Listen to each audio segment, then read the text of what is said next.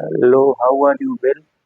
तो आज हम देखने जा रहे हैं किसी भी आइसोलेटेड संधारित्र की धारिता, यानी एक पृथक गोलीय चालक की धारिता क्या है। Capacitance of an isolated spherical conductor.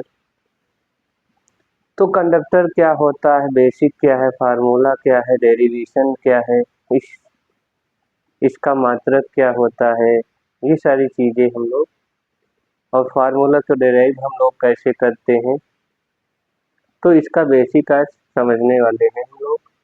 तो कंडक्टर क्या है, तो ऐसे पदार्थ जिनमें विद्युत आवेश का प्रवाह इजीली हो जाता है, हम लोग वैद्युत के चालक कहते हैं, कंडक्टर कहते हैं। अब इसमें एक शब्द आया है आइसोलेटेड। आइसोलेटेड मतलब होता है जो आपका चालक है वो आसपास इस तरह से रखा हुआ है कि ना तो अर्थ से कनेक्टेड है और ना ही आसपास रखे हुए किसी भी ऑब्जेक्ट से कनेक्टेड है, तो उसको हम लोग आइसोलेटेड कहते हैं। यानी उसका किसी अन्य ऑब्जेक्ट और रखी हुई किसी भी वस्तु से संबंध नहीं है, यानी वो बिल्कुल अलग है, तो इसे हम कहेंगे आइसोलेटेड, यानी पृथक कहेंगे। तो अब स्फेरिकल, यानी कोई भी स्फेरिकल कंडक्टर है वो आइसोलेटेड है।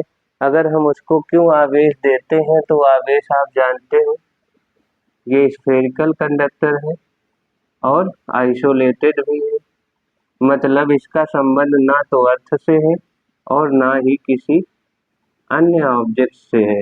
तो इस पे डिस्ट्रीब्यूशन ऑफ चार्ज कैसे होगा, डिस्ट्रीब्यूशन ऑफ चार्ज इसका कैसे होगा, इसको समझते हैं।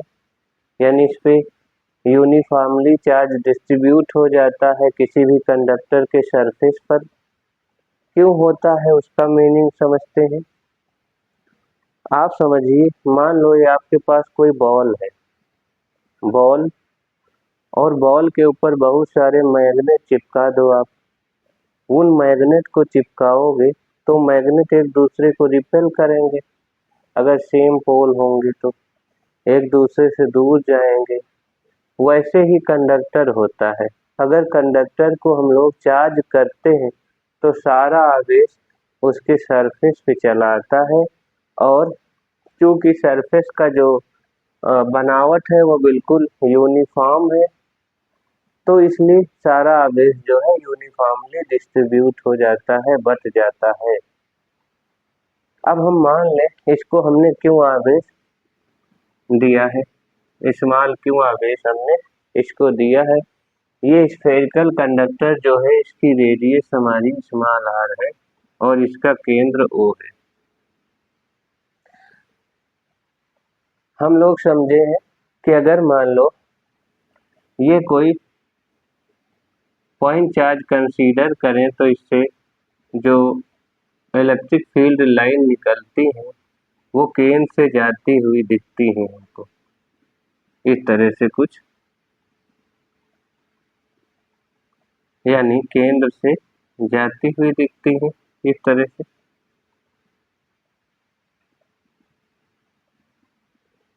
90 डिग्री का कोण बनता हुआ दिखता है। तो ये जो हमारा कंडक्टर है इसके सरफेस की बात करें तो सरफेस पे इसके चार्ज है, तो सरफेस पे इसके इलेक्ट्रिक फील्ड भी होगी। इनसाइड की बात करें तो इनसाइड कोई भी चार्ज नहीं है, तो इनसाइड इसके इलेक्ट्रिक फील्ड नहीं होती है, वैद्युत क्षेत्र नहीं होता है। इसलिए हम लोग मानेंगे, माना, इसका डेरिवेशन देखने जा रहे हैं किस तरह से करेंगे, और बहुत सारी बातें। माना किसी गोली चालक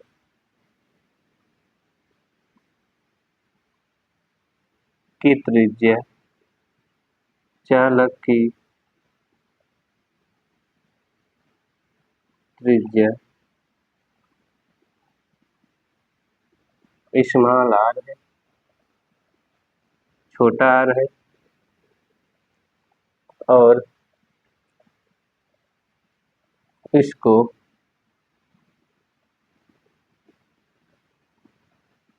स्मॉल क्यू आवेश दिया जाता है।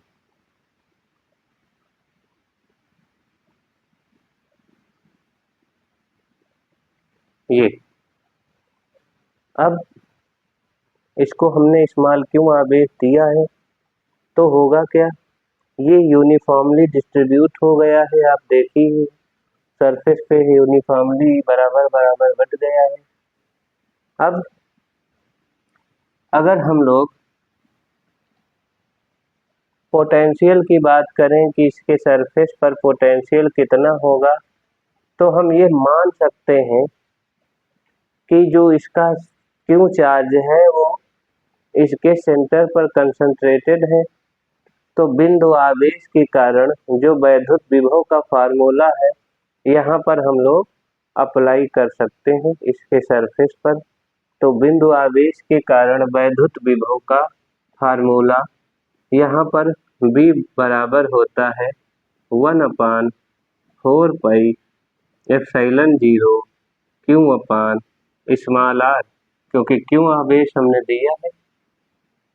अब ये गोलीय चालक है, कंडक्टर है, यानी कैपेसिटेंस है। तो हम लोग जानते हैं, वी नो दैट, हम जानते हैं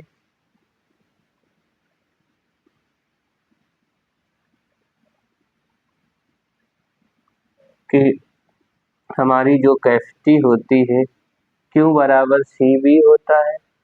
तो हम C बराबर Q/V कर सकते हैं और B की वैल्यू यहाँ पर समीकरण 1 से पुट कर सकते हैं।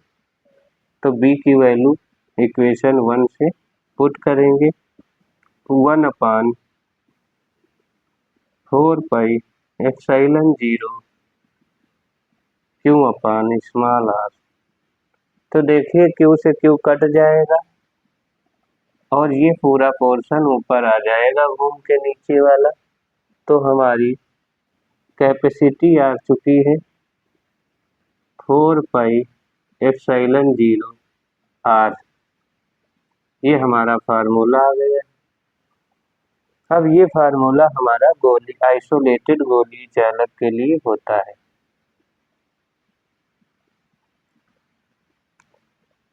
कहीं कहीं स्मॉल a दिया होता है तो कोई मैटर नहीं करता है, 4 पाई एप्सिलॉन 0 स्मॉल a होता है तो मैटर नहीं करता है, आप जो मानोगे वो आएगा।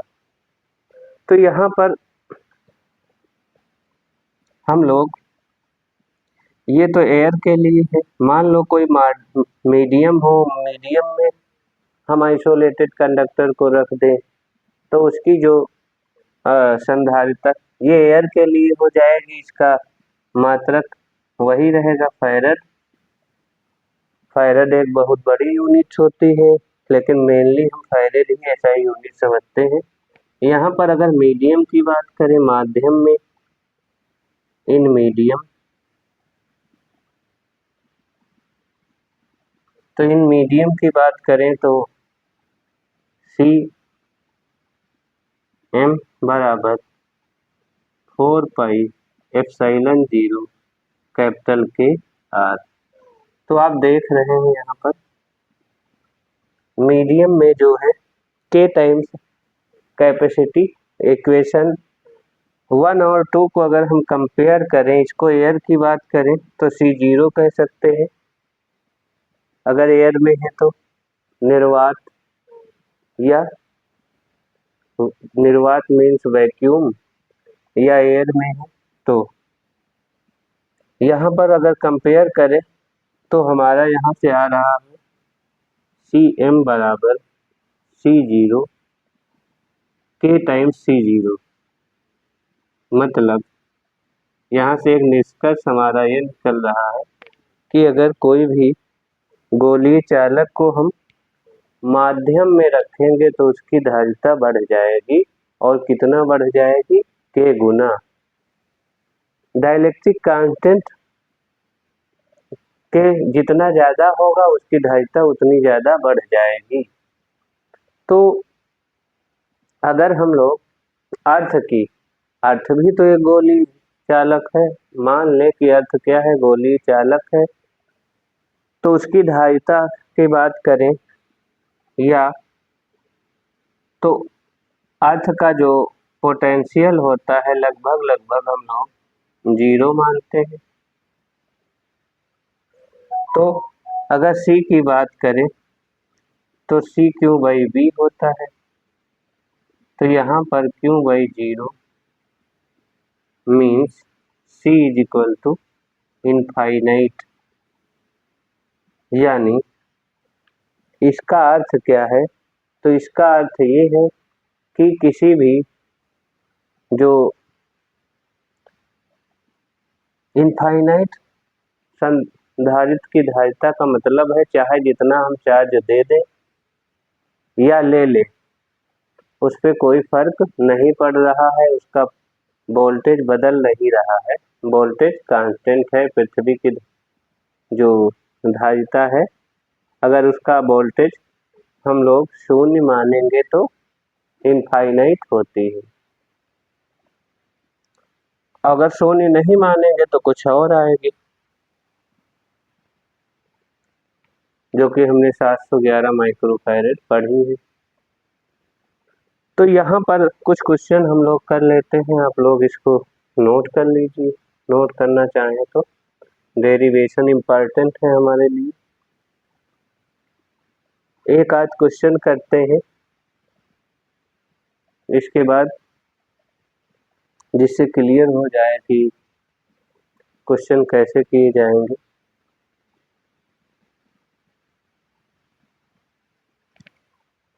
तो चलिए देखते हैं।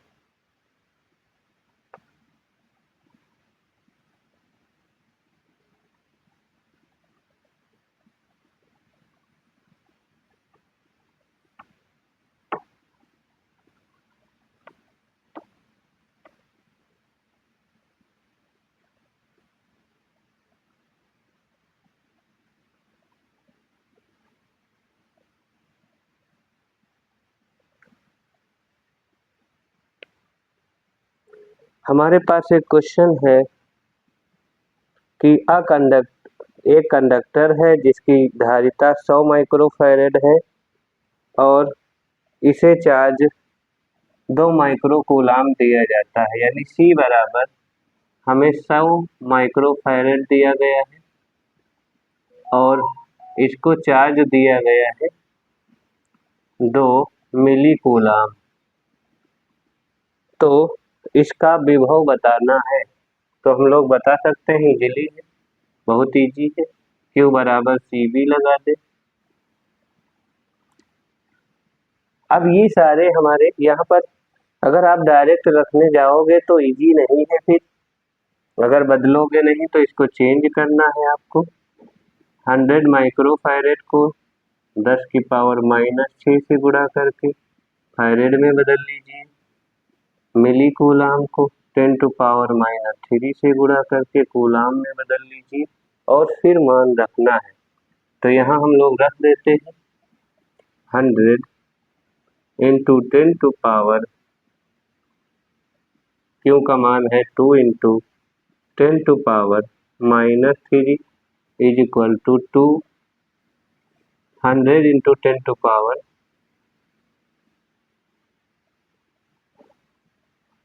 × B। तो हम लोग देख रहे हैं, तो यहाँ से B की वैल्यू क्या आ जाएगी, 2 × 10⁻³ अपान में 100 × 10⁻⁻⁶। अब ये -4 बचेगा, 2 × 10⁻³ नीचे हो जाएगा 1 × 10⁻⁻⁴। क्यों? क्योंकि 2 0 से तो पावर कम हो जाएगी आपकी, ये पावर ऊपर जाएगी तो ऐड हो जाएगी, माइनस है तो प्लस हो जाएगी, ये सब बेसिक है, आप लोग जानते ही हो। माइनस है तो प्लस हो गई, यानी 3 माइनस माइनस की 3 और प्लस की 4, तो आपकी 10 बचेगी, तो 20 वोल्ट आ जाए, 20 वोल्ट।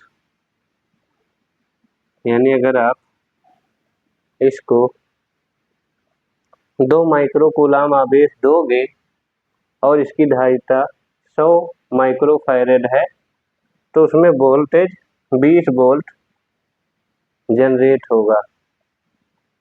अगला क्वेश्चन है कि जो हमारा कोई एक पिकोफैरेड का गोलीय चालक है तो उसकी रेडियस बतानी है। यानी क्वेश्चन क्या है, समझ ले, हमारे पास कोई गोलीय चालक है जिसकी धारिता यानी C बराबर 1 पिकोफैरेड दिया है, समझ गए होंगे, C दिया है और इसकी रेडियस पूछी गई है हमसे। तो चलिए देख लेते हैं। C बराबर अभी फार्मूला हमने देखा 4 पाई एप्सिलॉन 0 R। तो R बताना है, C का मान दिया है, पिकोफैरेड को हम लोग पहले बदलने वाले हैं। ये सारी बेसिक हम बता चुके हैं पिछले लेक्चर में। तो पिकोफैरेड 1 पिकोफैरेड होता है 1 × 10⁻⁻12 फैरेड। तो बदल लेते हैं। तो चलिए यहाँ पर वैल्यू रख देते हैं C की, 1 × 10⁻⁻12 बराबर 1/4 पाई एप्सिलॉन 0 की वैल्यू आप लोग जानते ही हो, होती है 1/4 पाई एप्सिलॉन 0 की वैल्यू होती है 9 × 10⁹ होती है। तो इसको पलट दोगे तो वैल्यू भी पलट जाएगी, ये हो जाएगी 1/9 × 10⁻⁻9। वो पावर माइनस में हो जाएगी। अब तो यहाँ रख लेते हैं 1/9 × 10⁻⁻9 R। 9 से इधर गुणा कर दो आप लोग, तो R बराबर हो जाएगा 1 × 10⁻⁻9 × 9 अपान में 9 नहीं 12 है, अपान में 10⁻⁻9। तो ये हम लोग 10⁻⁻9 ऊपर आ गई है पावर, तो हमारी 9 9 1 1 9 है, 10⁻⁻12 × 10⁻+9, तो हमारी आ गई है रेडियस आ चुकी है। सॉल्व करना बाकी है बस। 9 × 10⁻−3, 9 प्लस का है, माइनस का 12 है, तो ये हमारी रेडियस आ चुकी है इतने मीटर।